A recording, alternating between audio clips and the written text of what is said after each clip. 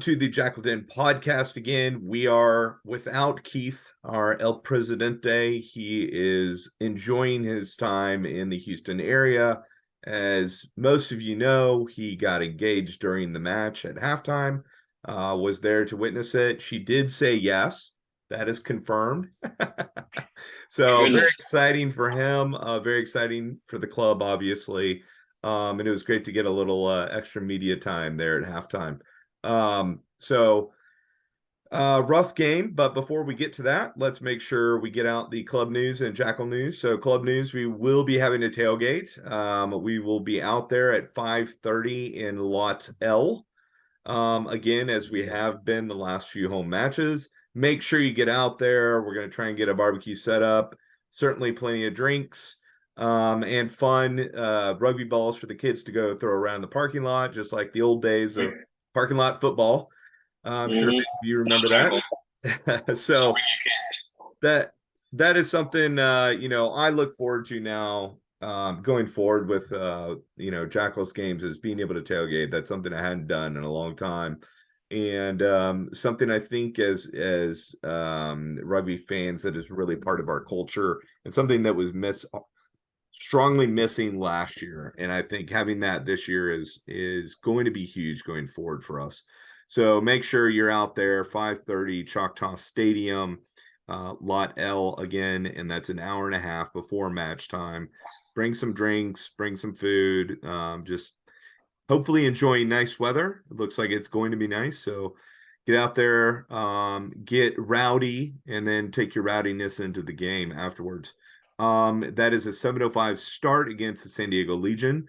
We will then also be having a watch party the following weekend. We are in Jackals are in Seattle. For anybody traveling, please let us know, and we'll try and get you hooked up with people up there who will make sure to take care of you and maybe get you discounted tickets. So give us a shout. But that'll be in Seattle, and that's a Friday night match. Don't forget, it'll be on FS1. So we get an FS1 game. Woo! So Huge. hopefully everybody can watch that, and make sure to pass that along to all your friends who aren't rugby fans, who don't have the Rugby Network app. They can watch it on TV, just like regular folks in regular sports. So that is a 9 o'clock Central start, because obviously in Seattle, 7 o'clock start. So 9 o'clock on FS1 next. That'd be not this upcoming Friday, but the next Friday after. One So after. that's our big news going forward. Now we are looking at doing a Kenya rugby clothing kit, boots, a fundraiser here, a clothing drop in the next probably month and a half. So look forward for more information on that. I know Kabui is very excited about this effort, and it goes for a great cause. Kabui, any Yes, more sir. information on that? Yeah. So I have a couple of people I played with 20 plus years ago. One of them is a development officer for the Kenya Rugby Union. He helped grow the game. He's been helping grow the game in Western Kenya, where majority of the Kenya rugby stars are from. Humphrey Kayange, Collins Injera. Those are names you recognize. Those are guys who didn't even play rugby until high school. And so just think about it, the talent that's coming out of Western Kenya. You could be one of the people who put some boots or maybe some socks or some shorts on these guys. So 5, 10 years from now, you may have impacted somebody who's going to be on the circuit or for a club somewhere. So looking forward to, you know, just getting together, community come together. If you have some leftover boots, socks, shorts, we're looking to put this together and then ship it out to Kenya.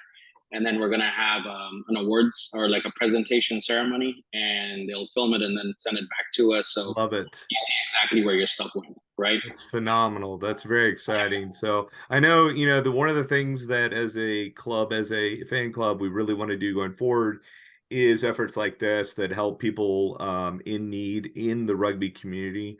And so hopefully we will be seeing more of these type of fundraisers / events going forward. I know one of the big things we want to impact is youth rugby, not just in DFW, but around the globe as we can. So Thanks, Kabui, for putting that together, and I'm excited about it.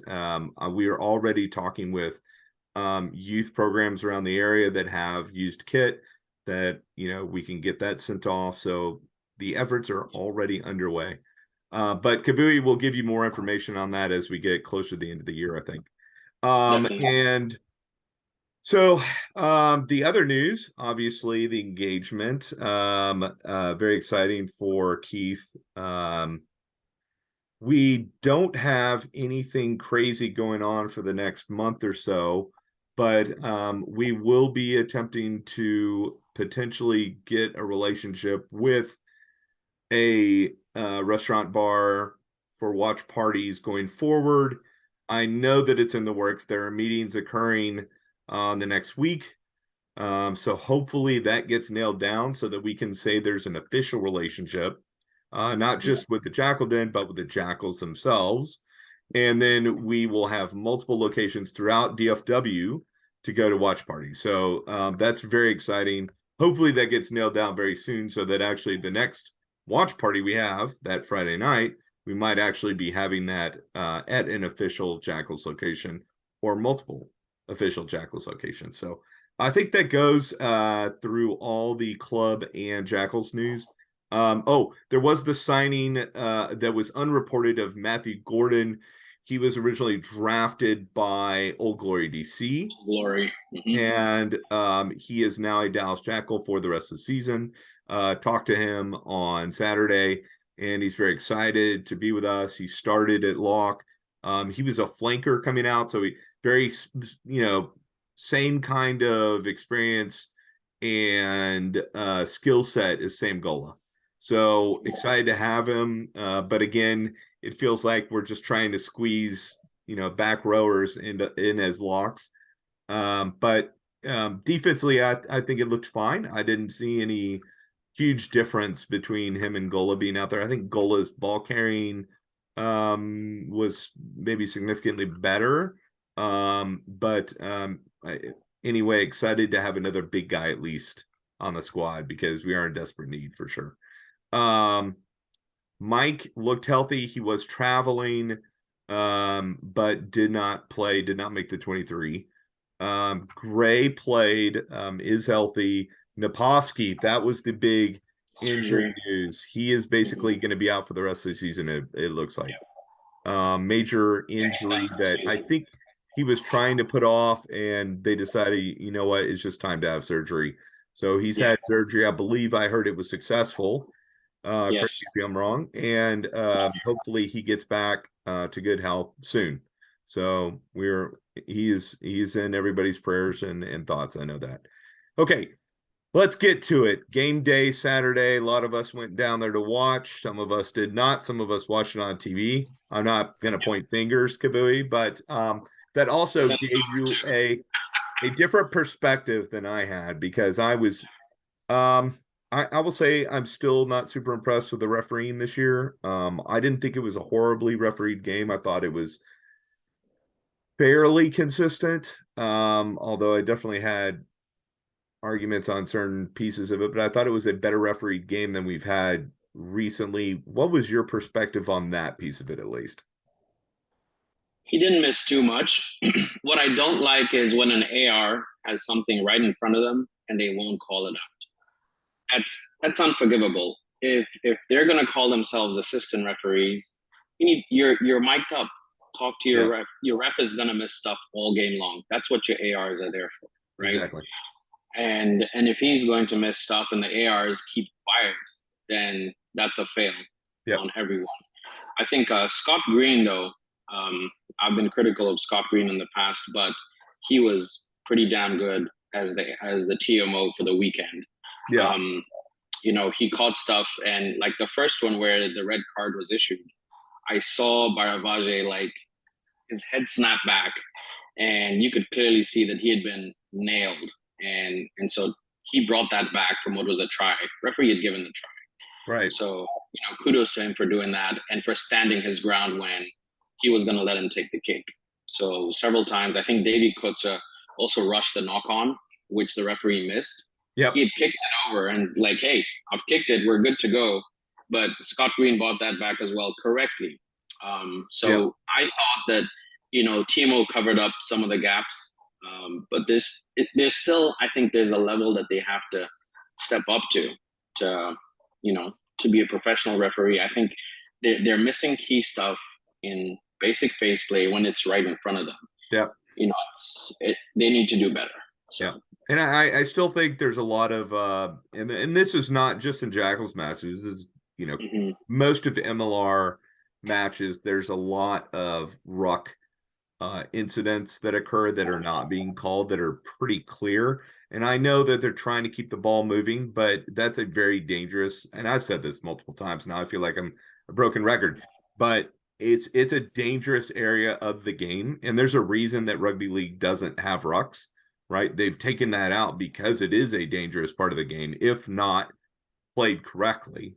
And there are plenty of incidents at ruck time where they're missing stuff.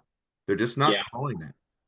So, I agree with you. I think TMO did a great job. Now, one of the things, as somebody who's in the stands and not watching on TV, is we have no idea what's happening with TMO. Yeah. And so now I'm getting to the point, I'm going to be like my dad. I'm going to have the game on my phone and have the audio, with headset in my ear, so I can listen to what's happening from, the TV stream. Because in game, we're not informed of anything, right? Yeah, it's maybe like a couple minutes after. It's a 2-minute window of music. You have no idea what's going on. Sometimes you don't even know what's called which way, right? Yeah. So like the try that was called back, I'm sure all of you were like, what's going on? And you're like, oh, wow, no try. We're good. And it's almost like NFL-esque. If you've been to an NFL game, if you're a rugby fan, you've never been to an NFL game, it's long stretches of just, sitting there talking to each other, drinking your beer. And that's what we don't want from rugby, so. No, yeah, I think, as it gets, older in age in the league, we'll get more of we're going to get the referee mic'd up so that they turn it on when he's, calling a penalty or whatever like that, right? We're going to hear the important stuff in the stadium eventually. It's just a matter of getting the league to a point where we can afford to do that and the logistics to do it. Yeah. And that's money is what that really comes down to, because I have no doubt that the referees can do it. They're doing it, on a World Series stage when they're doing international matches, or if they're doing the 7 series. So the people are capable of doing it. It's just a matter of logistics and money to get that done.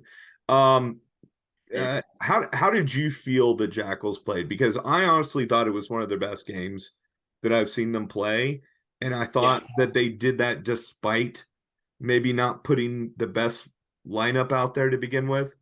That was my first thing. When I saw the lineup, specifically the pack, I felt like, Santi is sacrificing this game just because I didn't know if Liam and Steves were going to hold up their end of the bargain. It's one of those opportunities, because you've had the weekend off, you want to get maybe an extended break for some of your older players. And that is what it felt like. Is Steves is going to start, Murray's going to start, Gola's getting a rest, because they want to get these guys 3 weeks to, what do you call the niggles? The nagging, not injuries, but hurts, right? The things that just hurt, that you just push through on a regular weekly basis. Some of those, to get them over that hump, and to extend that break. And so that's what it felt like to me when I saw the lineup. Yeah, I was actually disappointed, because I feel like, Zeiss has played at a level above MLR. Yeah. So he's got the engine, and he's got unless he's injured and like he's out of the 23, I want him to start every game. Right. If he's in the 23, it better be in the number 3. Exactly.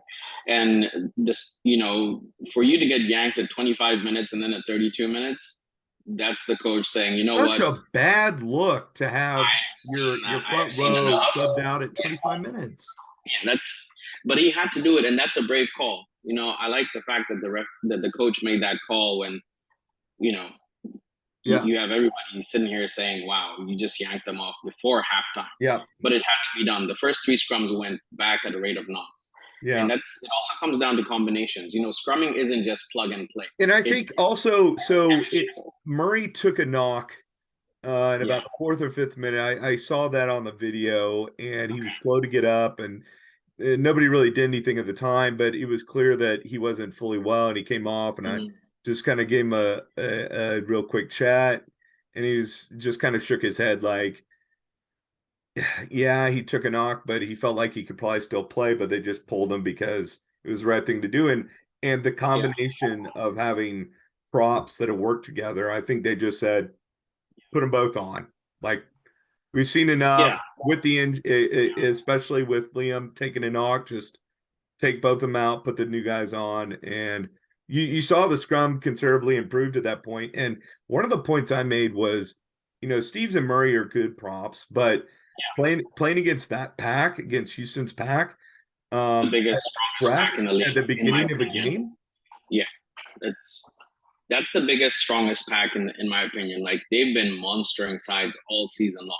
Yeah. So I don't think that was the right thing to do. They also switching out the locking combination from the two that have started the last, 6 games. Especially with a Right? week off, right? I would have thought you get a week Yeah, off for these guys. That's plenty of rest for a couple of locks.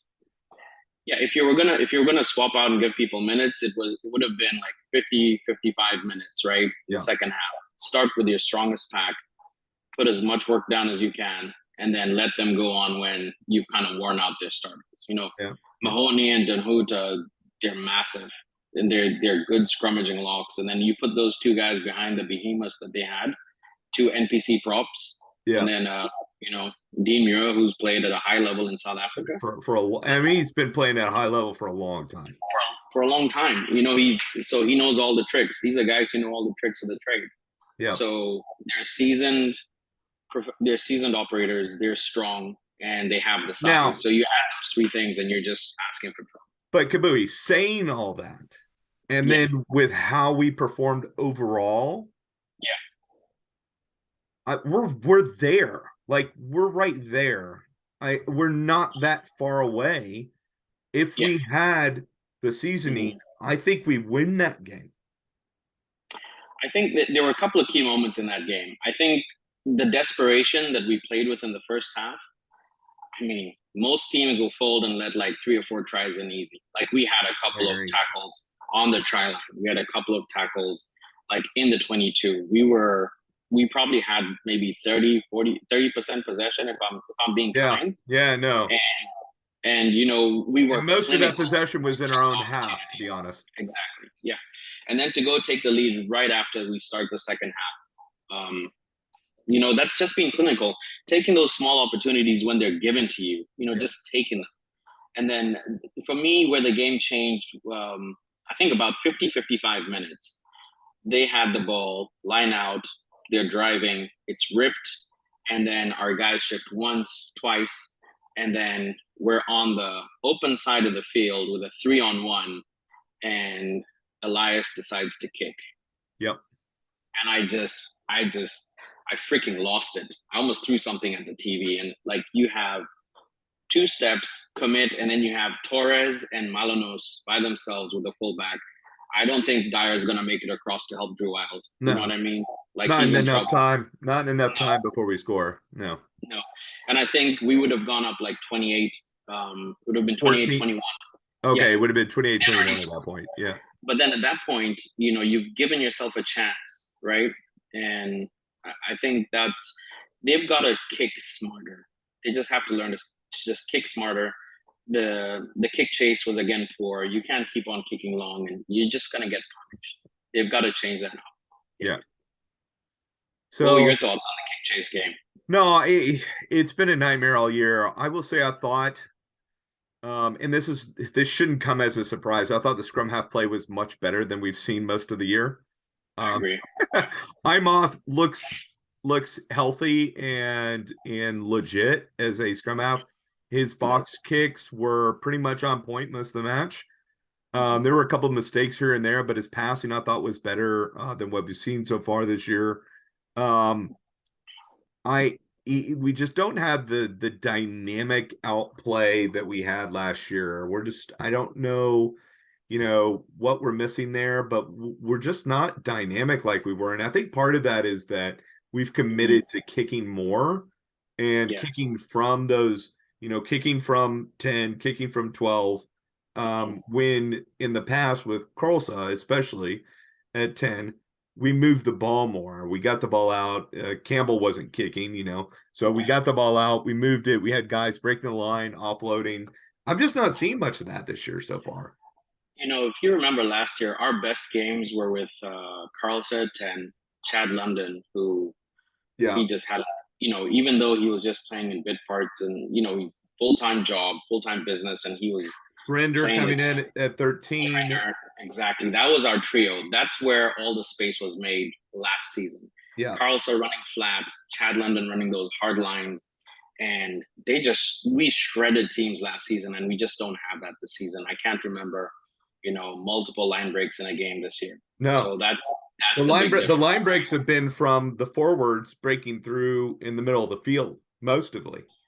Yeah, or isolated with like Naposki or Gray on like we don't have that out and out gas. No. Vakal is like very good tackler. Sitama's a 13 for me. He's not quick enough to play out and out wing. And so the one thing that I've noticed is we want to play this kicking game, but we don't have the players to do it. I think the kicking's been poor too. There's a lot of times where the accuracy of our kicks is very poor and the decision making behind the kick is poor. So we have a kicker deciding I'm going to kick towards the corner and they end up kicking to midfield. Or they're deciding I'm going to do a long kick when really a chip or a grubber through would have been a much better decision. And if they're going to have anyone kick, let it be Torres, because the guy has a cannon on his dude, that left foot. Bloody cannon on his leg, right? And he has these low raking kicks. It's not like he's hoisting them super high. No. They're long and they're angled. And if they're going to kick, you know what? Send it back to him and let him kick it. Yeah. And then you guys chase Well, and I think we have seen have him kick from there. A lot of the, just trying to clear from our insider 22 is usually him back in the pocket and not Elias and it hadn't been Carlsa. So I mean, he's got a great boot. I don't mind him at 15. But we're getting destroyed on counter kicks. Absolutely destroyed. We're not in position. And when we are in position, we don't know what to do with the ball once we've gotten the kick. So we're kicking, they kick back to us, and we don't know how to attack. We don't know how to counterattack from it. And like we got let off a couple of times because the ball went out, went to line out. We had a couple of net gains, but Drew Wild, Dyer, and Matina could have savaged us yesterday. They could have done much worse to us than I think they did. There were multiple times where Wild took it into tackle, and I thought, has he not been watching film of the rest of the season for us? Kick the ball back. You got two explosive wingers that can go chase guys down. Kick the ball back at us. What are you doing? But we'll take it for what it is. But right, I think for what it was, we were in their 22 with 6 minutes to go, up down 5 points. So credit to the Jackals. They played the hard all the stuff that we've complained about. Exactly. They are in matches, and what I'm saying is, if they can just clean up these things, but we've been saying this since like week 2, like it's got to get old that they're doing the same things wrong every match. I don't know how the coaches handle. Like, you got to get this fixed, otherwise you got to get new players. If the players cannot fix these, and these aren't like the player's not talented enough. It's a lot of just mental stuff and basic stuff. Yeah, I agree 100%. Gotta get fixed. The kick chase for me. We fixed the scrummaging. Our lineouts have been pretty decent. Phenomenal. We've competed all season. I will say, you bring up the lineouts. Let me just say real quick. I thought our lineout defense was not particularly good. We didn't challenge. They went to the pop first in the first half. Then once they mauled, the first time they mauled and they got a game from it, they said, "You know what? We're gonna maul all game." And at that point, why they didn't have somebody at the very front just going straight up because that was their only throw, right? We They weren't only went to the challenging back them. once or twice. They We didn't didn't throw, challenge like, at all. piss me off. Like, if you're running a line out, whether you're calling offense or defense, who's watching? Your job as a hooker or the scrum half or the aide is to watch what they're doing. By the second half, you should have a sense of what they're calling and where they're going. And you just need to sometimes you just throw someone up. And we didn't throw anyone up all game. If you can't defend them all, you might as well sell out and just go and try and steal it or mess Exactly. up. Why not? Yeah, why not? And we've You're done going to give it. away a We've penalty anyway. we've defensively, when we've challenged at the line out, we've been good Yeah. this year. So why would you stop doing it? I don't know. That was a decision they probably made before the game ever started. So Yeah. whatever the reasoning was, that was it. But sorry, what was the last point you were going to make? I interrupted you.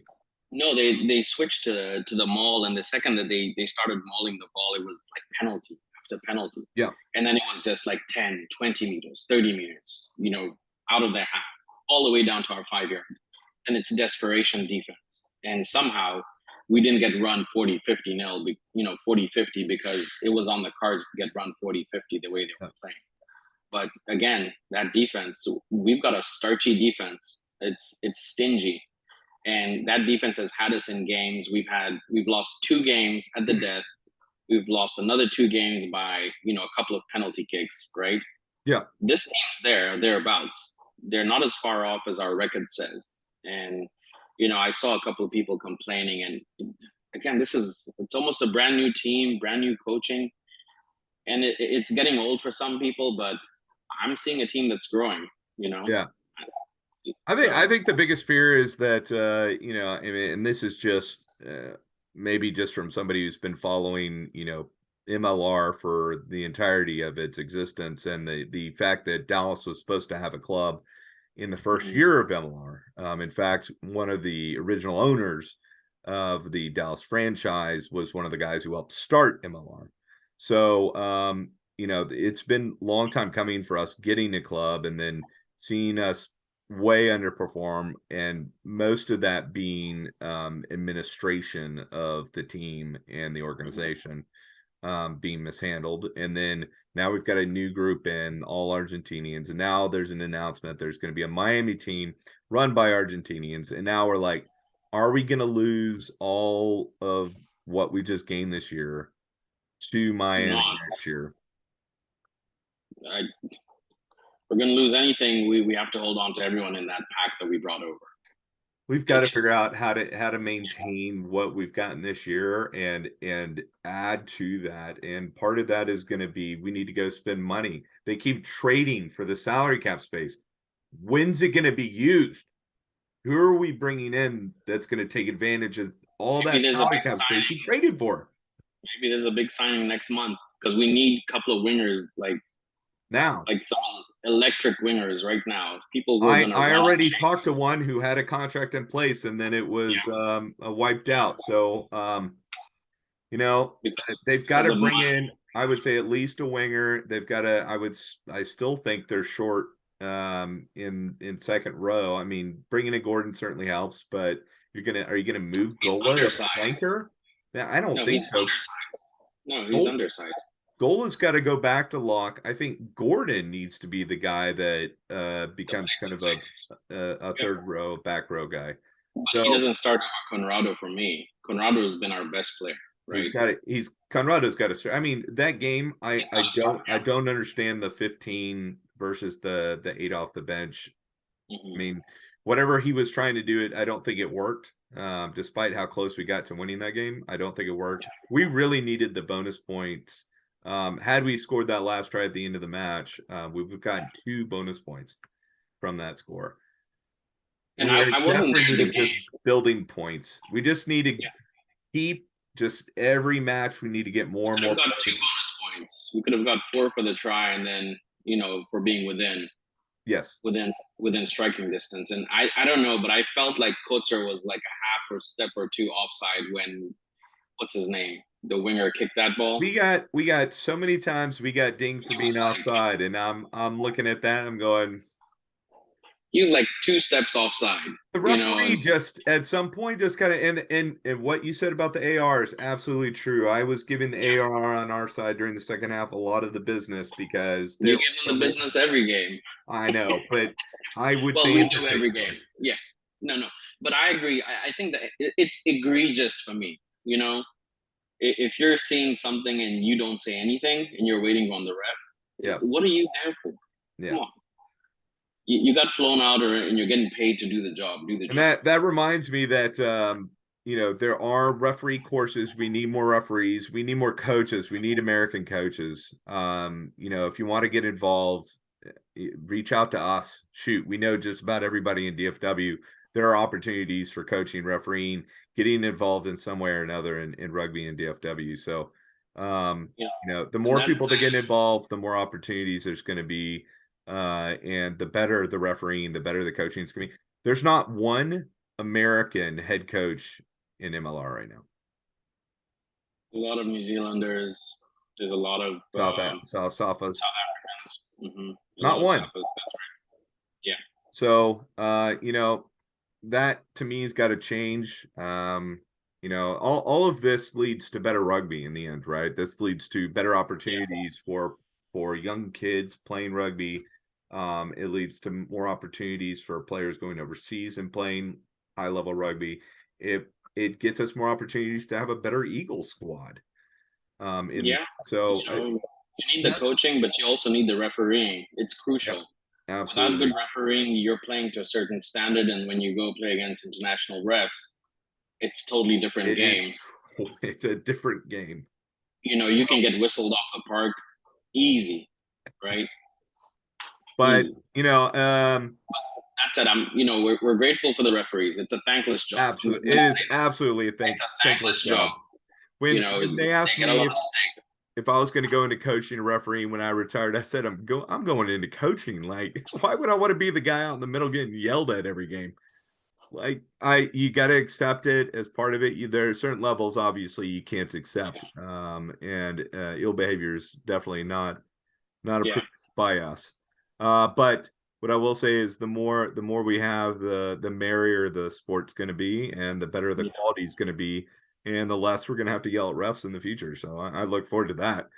I want the refs to be anonymous. That's what we want.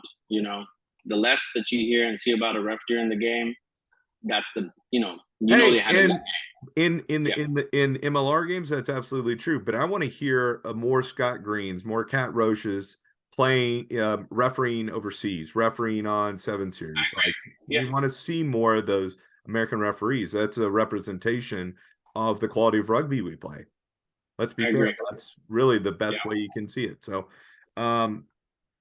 also, just to kind of finish, we have a couple more minutes, but I thought overall we played very well. Obviously, some of the coaching moves I think we both disagree with, and I think the attitude of the players coming out of this game wasn't hey, that was great, we were really close. From what Keith and I experienced, the players are mad. This is unacceptable for them to lose this game, and to me that makes me happy. I want to hear that this is unacceptable. Not the fact that they're 1-7 or what are we 1-7, 1-8 now. Like, I don't care about that. I want to hear that the players think we had that game. That was our game. We were going to win that game, and they were in the 22 with 5 minutes to go, and they're angry that they screwed up. Yeah. So hopefully that turns around and we see, this is an opportunity this weekend. With team coming to town that's going to be tired. San